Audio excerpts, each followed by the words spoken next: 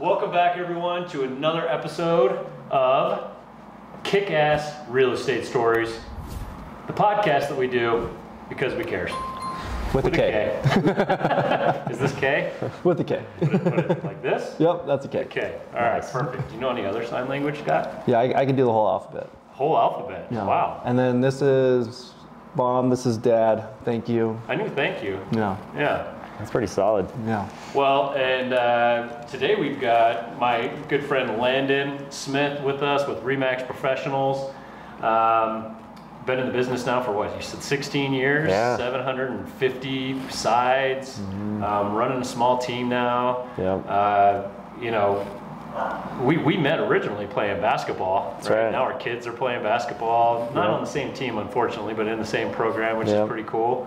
You know, I mean, one of the things that I've always really enjoyed about you, Landin, is just your like energy. I feel like you've got a really positive energy, go get it, but you know, kind of keeping sight of your priorities in your life. And so I've always really respected that about you. So I'm super excited to have you here on the show. So thank you for taking the time to join us. We had a little bit of a hiccup today. As everyone was arriving, we realized that one of our trio wasn't here today, Sean. Turns out Sean had some car trouble, and we couldn't do the Cares podcast without Sean. So Here he is, right here. Sean. He looks good. Goatee, everything's on point. There's only one thing missing. I texted Sean and I said, hey, this is going to be you today since you can't make it. And his whole response was, what, no ears? So it is what it is. Sorry, Sean, no ears for you today. He can't hear anyway, so we're good. That's right. Never listen anyway. All right. So speaking of sign language, I was doing a little online stalking about you. I didn't know this, but you speak 3 languages? It's debatable, but yeah. It's debatable. I do speak Spanish fluently, and as you can tell, English fluently. But I'm learning Swedish right now. All my ancestors came from there, so I've been learning that for like the last 5 years. And wow.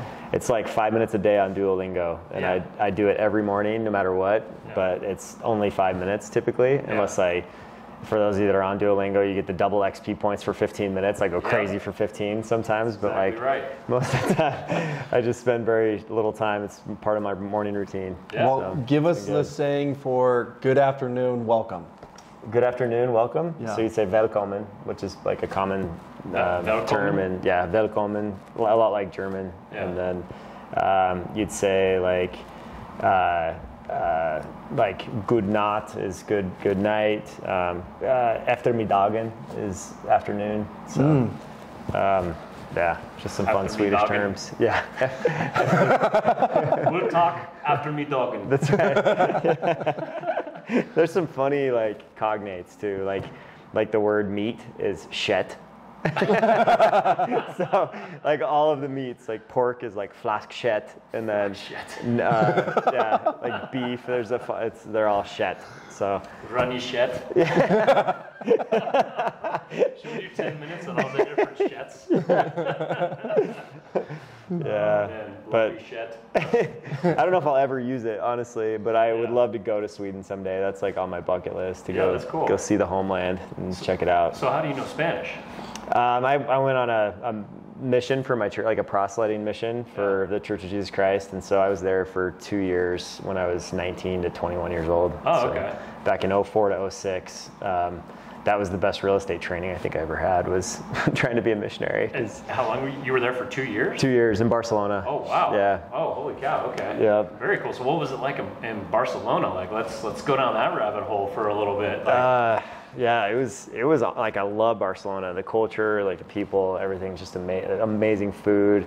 But like we would get they would see our name tag that said Jesus Christ and just like give us the finger a lot. So like, don't talk to us. Yeah, no, I don't want anything to do with you. Like they would cross the road and then we'd like try to cross the road again to like meet them, and they would just like wave us off. And so it was hard. It was tough because it's a lot of the older generations, a lot of Catholicism, and then you got a lot of atheists and agnostics that just don't want to hear anything about it because they had a dictator for 40 years. So it made it tough. Franco was the guy that just kind of like rub people the wrong way with religion over the years. So right.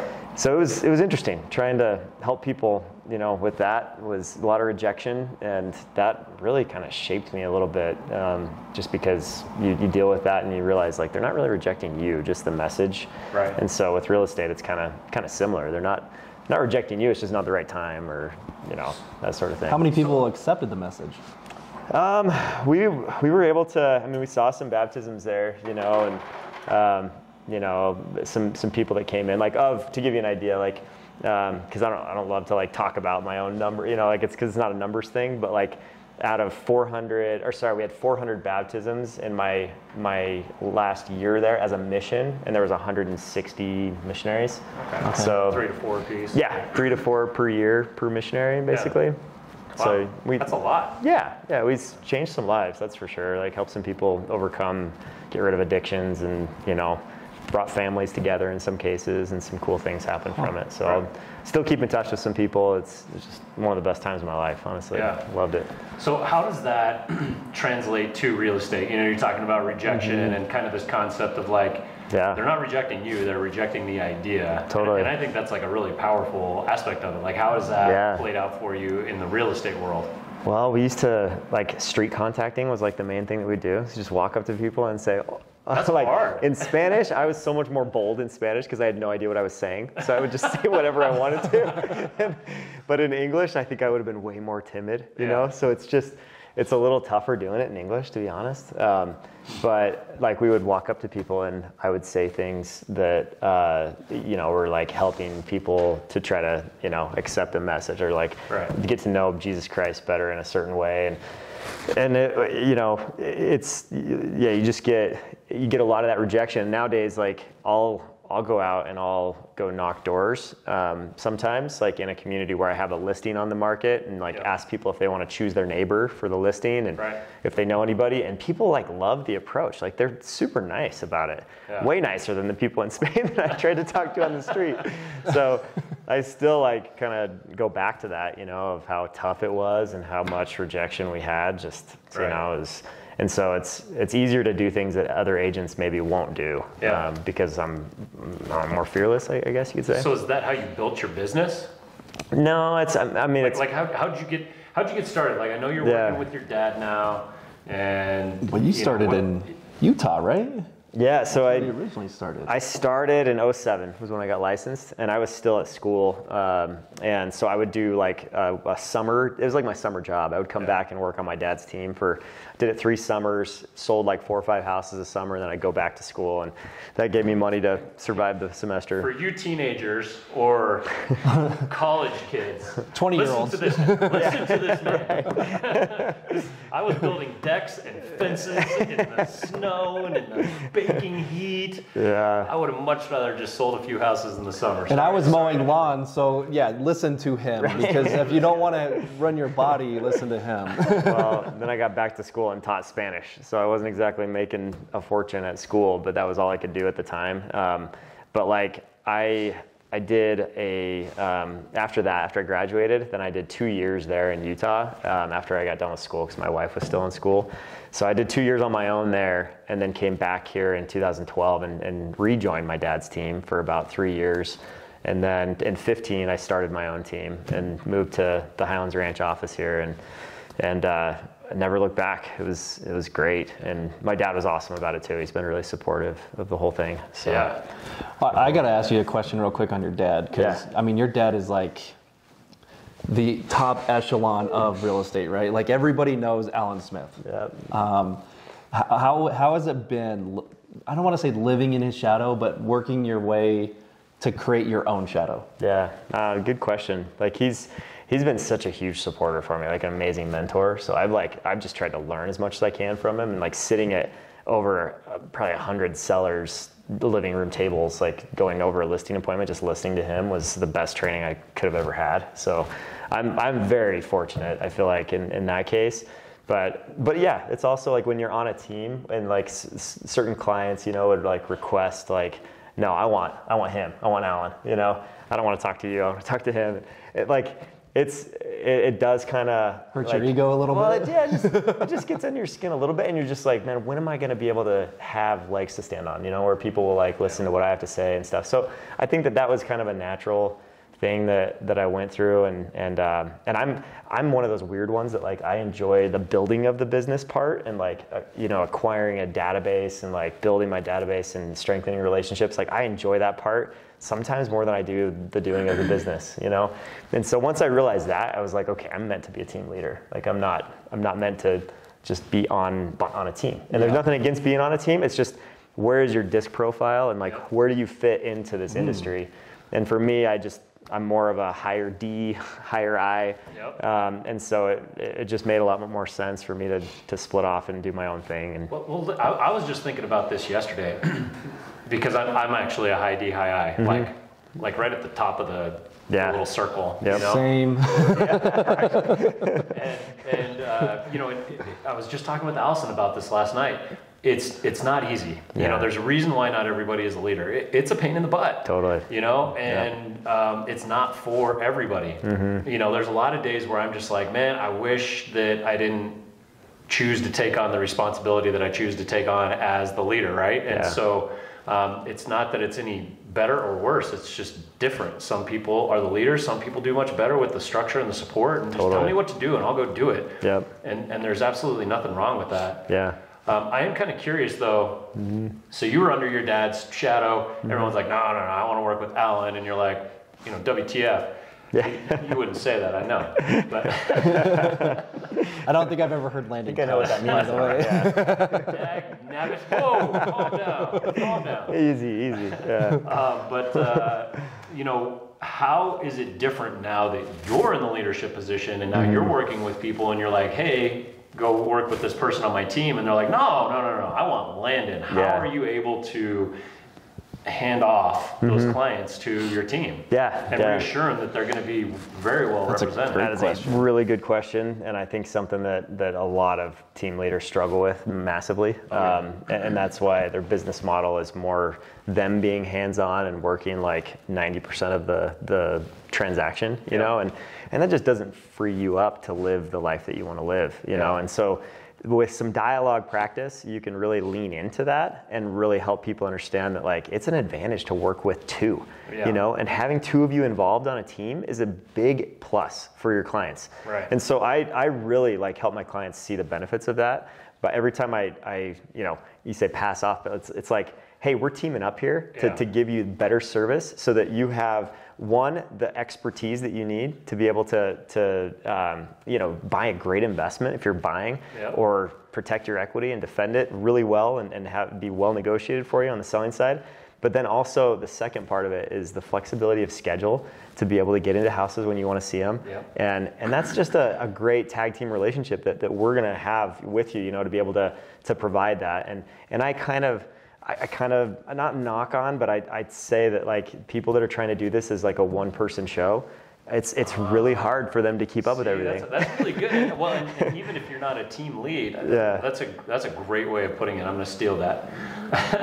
But even if you're working on a team, I think you could leverage that and say like anybody that's trying to do it on their own, it doesn't make any sense. I've got Landin or I've got these other people that are on my team that are going to help me. So just so you know, you're working with the entire team, not just me. Totally. 5-10 of us as opposed to just one. And I mean, we all take vacation, right? Even our typical clients every single day, they're taking vacation. So what typically happens when people are on vacation? They disconnect from everything. They don't want to be connected. So it's good having somebody to fall back on. Absolutely. That's that value of having a team in place. And like, and I'm still involved too. That's the thing that you'll see is like for the people that work with us, they feel my involvement because I'm there at the initial meeting, right? I'm also talking through things, whether it be in the background with my agent, and then the agents always tell them, hey, I just talked to Landin and here's what we're thinking on this.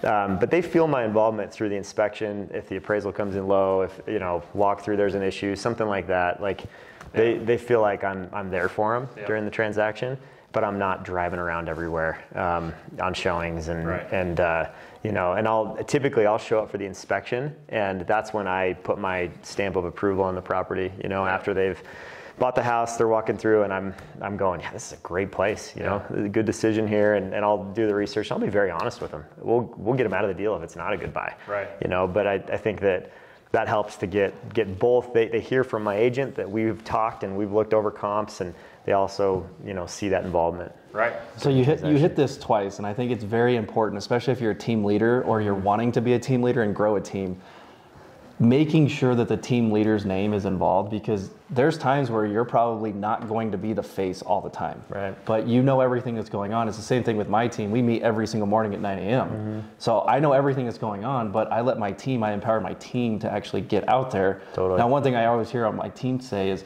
I just got done talking to Scott, right? So like having that as a team leader and having the team members understand, like, hey, it's okay to involve my name. Yeah. It's not like they're just going to bypass you all the time. Now it's validating that we are a team and we're working together, as opposed to, hey, it's just a one-time thing. Especially when it's true. Yeah, you're it actually is involved true. and you're meeting with them every morning. That takes effort on your part, right? To be at that huddle or whatever in the mornings. So, yeah, no, I think that's key. For sure. Well, I mean, I'm learning a lot just sitting here, right? Like listening to your kick-ass real estate stories. All right, Scott, your turn to ask a question, buddy. All right, I'm gonna come back. I'm tired of grilling Landin. It's your turn. I'm gonna come back a little bit on your dad a little bit, right? Like I said, your dad is like the top, and like he's somebody that I look up to, and I don't know the guy really well, but like every time I see him, he comes up, he remembers my name. I'm like, how do you remember me? Like, because he meets so many people and knows so many people. But I've got to ask this from a standpoint from your view, right? So you had him as a mentor your entire life.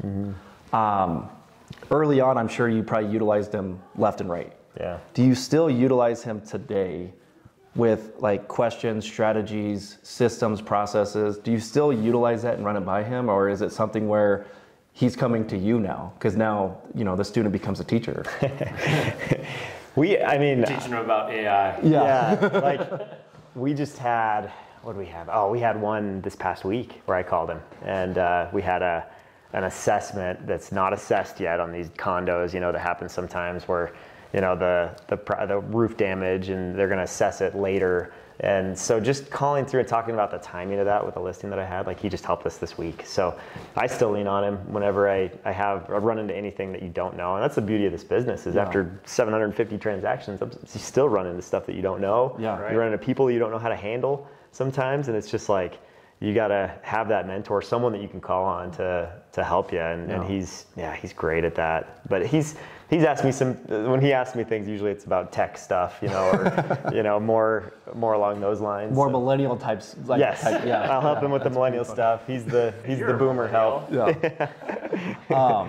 Now something that I've seen you do, and I'm going to give you credit. I've known you for what, 10 years? Over 10 years now? Yeah. Quite a while. That's right. You actually helped my wife and I buy our first house. First home. I don't know if you remember it. It was a renovation loan. Yeah. Do you remember that? Yeah. Home path, right? Yeah. We had to get everything done in like 30 days. That's right. Foreclosure. It was fun, to say the least. And this was before you were a lender. Yeah, this is. I was selling modular manufactured homes at this time. That's right. Yeah. Yeah, and I kept picking his brain of like, hey, should I get into lending or real estate? Lending or real estate? And then I fell in love with the lending side. Yeah. That's how I ended up getting into lending, because like I was looking at it and I'm like, I like showing people homes, but I like to figure out the numbers. Like that's more, I felt more passionate about that. But anyway, not about me. This is your kick-ass real estate story. So something that I've seen you grow and progress on throughout the years is like just your way of communication and staying in contact with your past clients. Like share some more on your systems, your processes, like how do you make sure that every single day it seems, I swear I hear somebody be like, oh, I heard from Landin today. Like, how do you do it?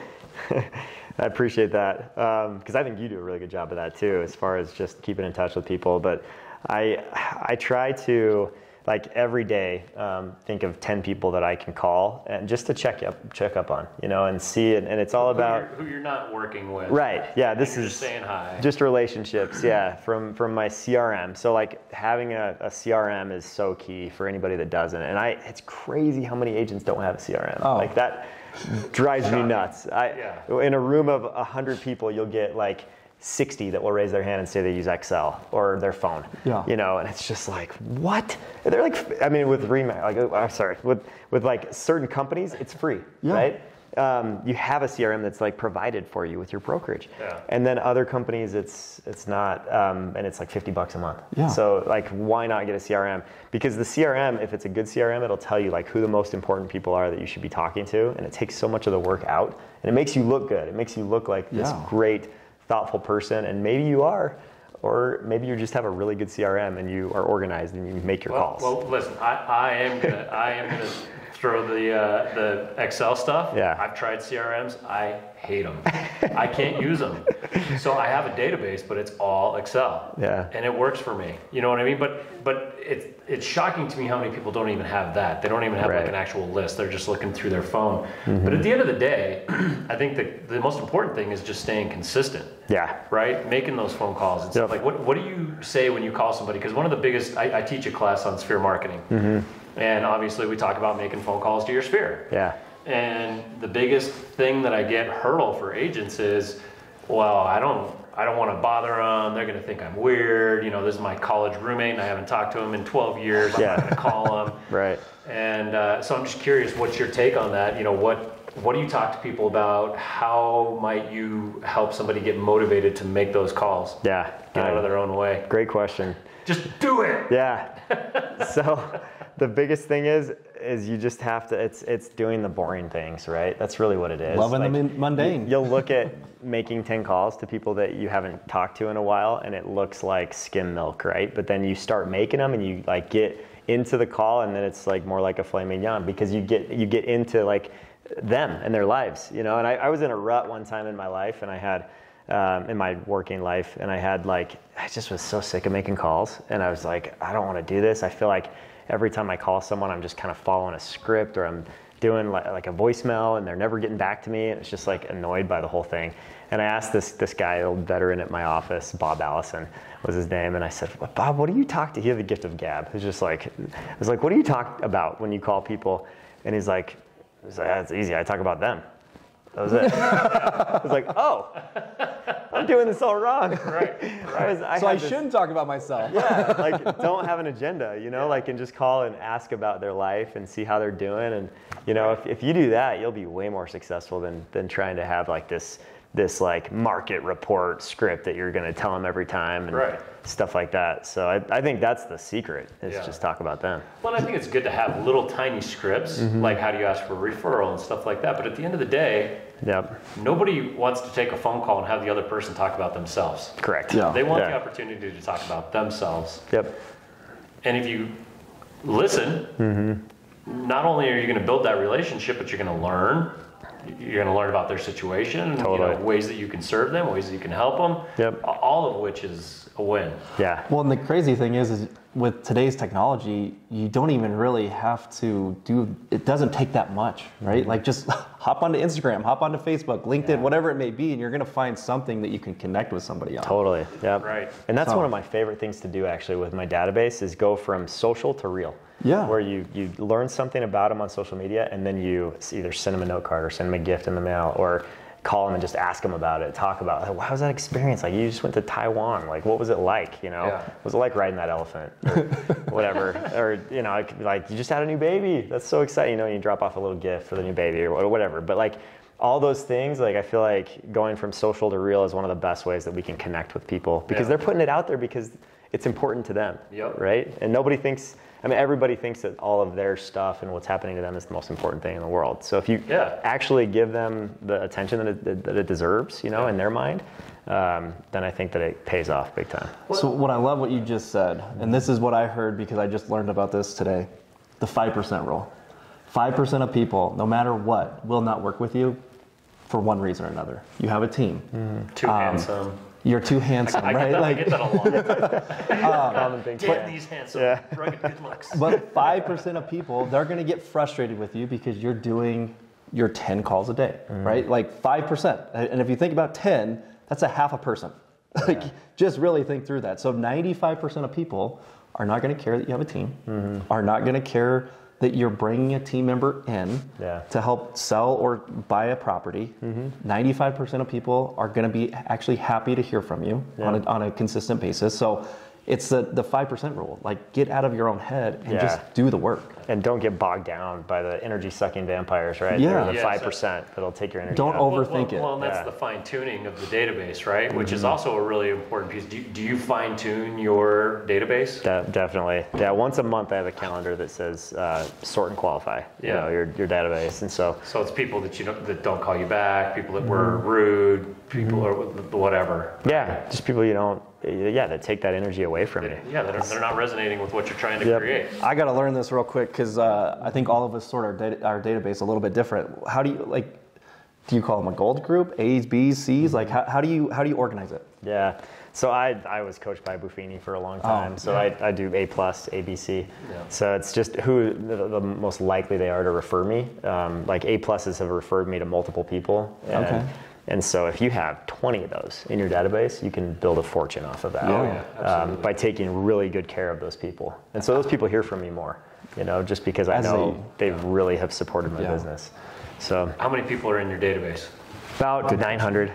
900. Yeah. Okay. And what information do you have? Because I hear people say, "Oh, I have a database of 10,000 people."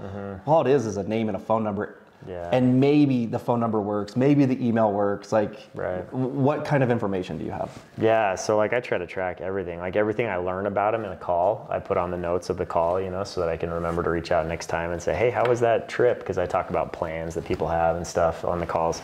But I learn about their career, their kids' names, their pets, and all kinds of things to try to connect with them, and I try to make it so it's more authentic and genuine and not just forced, a list of questions I'm going to ask you, fill out this Google form so that I know everything about you. Yeah, you just learn it over time, naturally, right? Yeah. Be human. I think that's how it should be. Nobody wants to work with a robot. They want to work with somebody that they know, like, and trust. And I know that's so overplayed, but it's so true. If you just get to know people, they will send real estate your way, specifically real estate, because real estate is such a personal thing. Yep. You're literally in people's personal space. Yeah. You're dealing with their finances. You learn about their relationships with their spouses, with their kids, you just learn so much. Yep. They want to be with somebody that they're comfortable with. Totally. So if you're not going to take the time to get to know them, don't expect them to work with you, because they got other options. They got plenty of other options, and usually, at least in my experience, they'll work with the people that they like the most. Yep.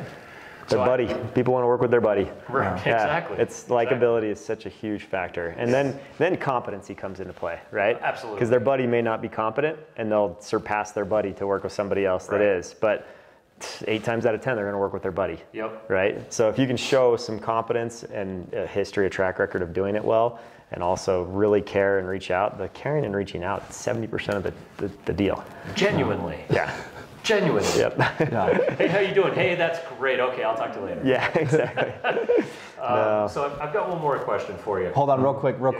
Before we move on, speaking of buddies, hey Sean, you got any questions? Sean, questions? Okay, all right. No. Man, he sure is happy though. He's been smiling this whole time. Hey, listen, I just want to point out really quick, I am a terrible artist. Terrible artist.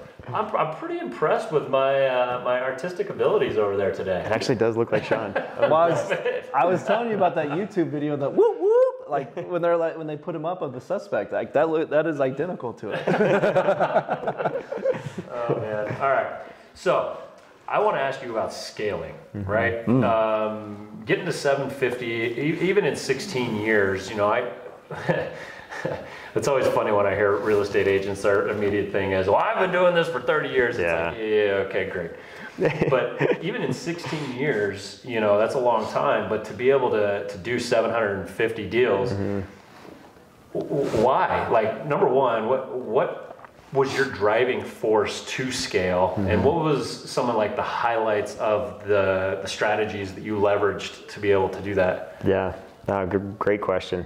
So I think as a new agent, the first 2 years, you don't have repeat business coming in. And so after that second and third year, you start getting that repeat business that starts coming back. Yeah. And, you have those clients that will buy second, third, fourth homes with you. And that's such a big help. If you treat them right the first time, they're going to keep coming back. And so I think that's one thing that helps you scale. 70% of your business, in my opinion, should be formed by repeat and referral business.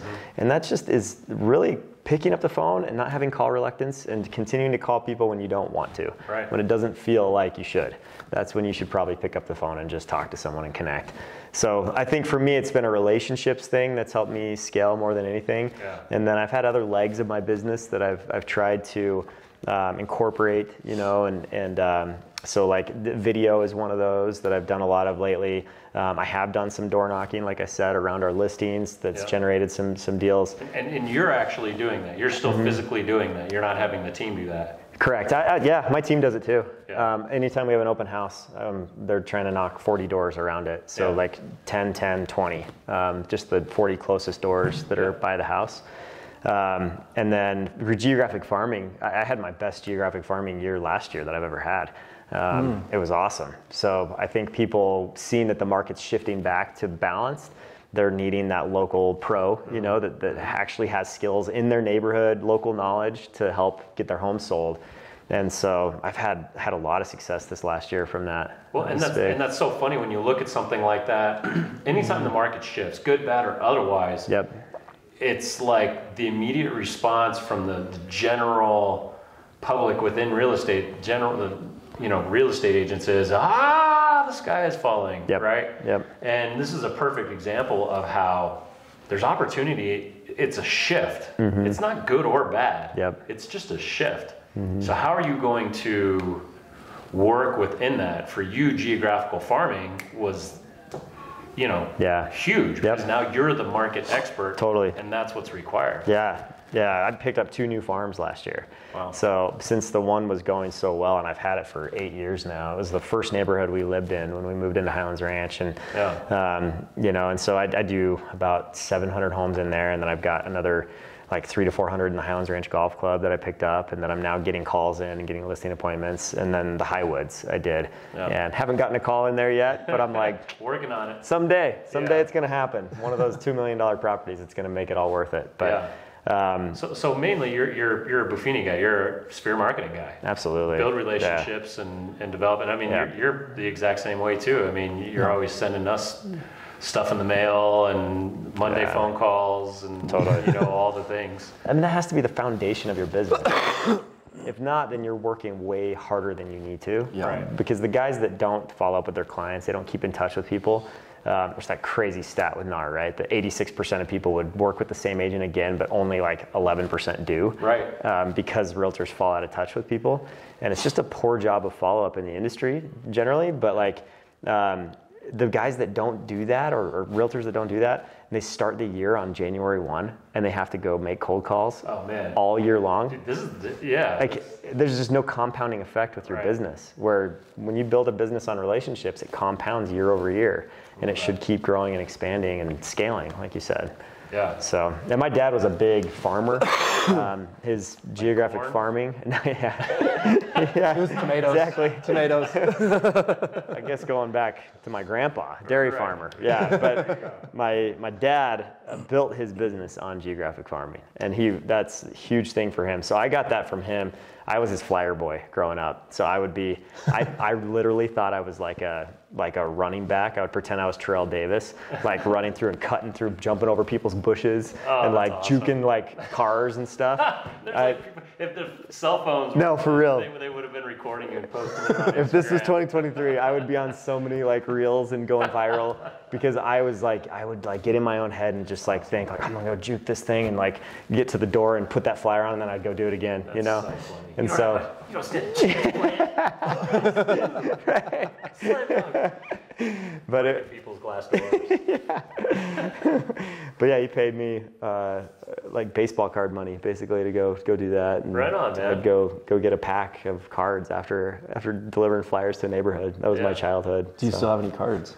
Oh yeah. I still have like 120 Michael Jordans. Oh wow. And I trade with my kids now, so my boys are like they get into it, so it's kind of fun. Cool. My worst trades are with my boys. No, I'm way too nice to them. That's the problem. Is I give them like really good cards, and then I see them on their Jordan's rookie closet card. floor. Oh, I'm like, no, that was mint condition. Yeah, exactly. No. Yeah, that's hilarious. So talk about the journey, right? Like in regards to anytime that you start something new, let's say video, for example, because we're in 2023 and everybody's talking about video. Like video is the next thing. We always got to get on video. I've been seeing your videos. I think they're great. You do a good job on videos as well, and I go in and out on videos myself. But with that being said, like it just doesn't happen, right? So like, how did you get it implemented? When did you finally say, I'm going to do this and I'm going to stick to it and I'm going to continue to build on the plan? Because I think another thing that I always hear from people is they overthink it. Like get the engineer mind out. Like how do you get it started, and then how do you keep progressing and actually enjoy the journey? Yeah. Great question. Thank you. Some videos are better than others, that's for sure. But, go back to your very first one and then tell me. We do not want to do that. I had the GoPro with the big fish eye, so every room I'd walk in was like this, like all the bending corners looked like Dr. Seuss's house. But like I feel like you got to have a system. The systems and processes are the most important thing, and you got to be committed. And so like for me, I talked to this agent through my coaching system who, and I coach with Tom Ferry now. So like through Tom Ferry's system, this agent in Arizona actually that does a lot of YouTube videos, and she did like 108 deals on YouTube last year, like just from people contacting her through that. And so I was like, what? Like, what do you do? Like, why? How on earth is that happening? Because that does not happen for me, And so I got talking to her, and so I just basically stole her systems as far as like how often she meets with her videographer, all of that stuff, So I just do like a 4-hour session every week, and then I film as many videos as I can, and I have a deal that's like, unlimited videos for a pretty reasonable price because of the volume of how much we do, and we're doing it like every week. And so that's the way I've gotten to have so many shorts. It's all batching. You have to like do videos at once, batch them, and then you schedule them out on like a Sprout Social or Hootsuite is a great one. Yeah, Hootsuite's a little cheaper. It's like $99 a month or something to have that, but really easy to create a marketing calendar when you have the content, and then it's just once a week, So it doesn't kill me to do it once a week. If it was having to do it every day, I would not be consistent enough to do that. So now, do you change clothes in that 4 hour with every video? I do. I'll bring like three or four shirts. It's not what it appears to be. I've heard so many. Pull back the curtain.